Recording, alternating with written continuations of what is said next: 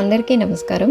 తెలుగు కథల పరిహారాలు from UK ఛానల్కి స్వాగతం. భజగోవింద మంత్ర విశిష్టతను ఈ వీడియోలో విందాం.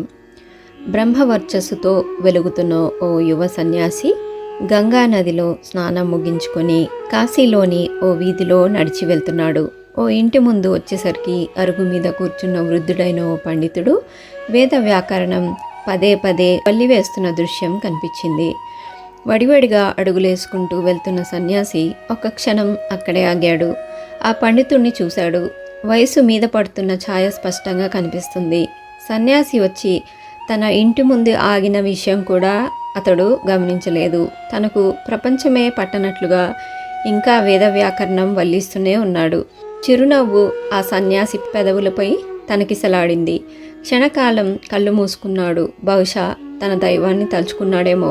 పండితుడి దగ్గరకొచ్చి వ్యాకరణ సూత్రాలను పక్కకు పెట్టి, జీవితపు చివరి దశకు చేరుకున్నావు. గోవిందుడి నామస్మరణ ప్రారంభించు. మరణకాలంలో నిన్ను ఆదుకొను ఉత్తమ లోకాలు కల్పించే తారక మంత్రం ఇదే అంటూ జీవితానికి అసలైన అర్థాన్ని, పరమార్థాన్ని బోధించాడా సన్యాసి. భజగోవిందం భజగోవిందం గోవిందం భజ మూఢమతే సంప్రాప్తే సన్నిహితి కాలే నహి నహి రక్షతి డుక్రుంకరణే.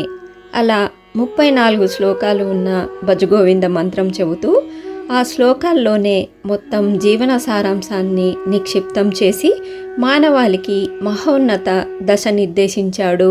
అద్వైత మార్గ ప్రతిష్టాపకుడిగా జగద్గురువుగా అవతరించిన ఆది శంకరాచార్యులు. ఆ సన్యాసి లౌకిక జీవితమంతా నాటకమే, చేయాల్సింది నారాయణ స్మరణ మాత్రమే.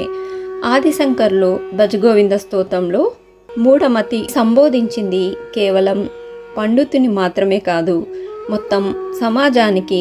జ్ఞానం మాత్రమే చదువు అని భావించి దానికి మాత్రమే పరిమితమవుతున్న మనిషికి చేసిన జ్ఞానబోధ ఇది.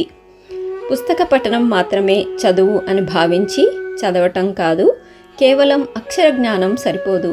వాటి మాటున దాగున్న అనంతమైన దైవత్వాన్ని దర్శించటమే చదువులోని అంతరార్థం. మీకు కనుక ఈ వీడియో నచ్చినట్టయితే తప్పకుండా లైక్ చేసి కామెంట్ చేయండి. మరిన్ని ఆసక్తికరమైన వీడియోల కోసం ఈ ఛానల్ని సబ్స్క్రైబ్ చేసుకుని నోటిఫికేషన్ బటన్ క్లిక్ చేయడం మర్చిపోకండి. సర్వే జన సుఖినో భవంతు. Thanks for watching.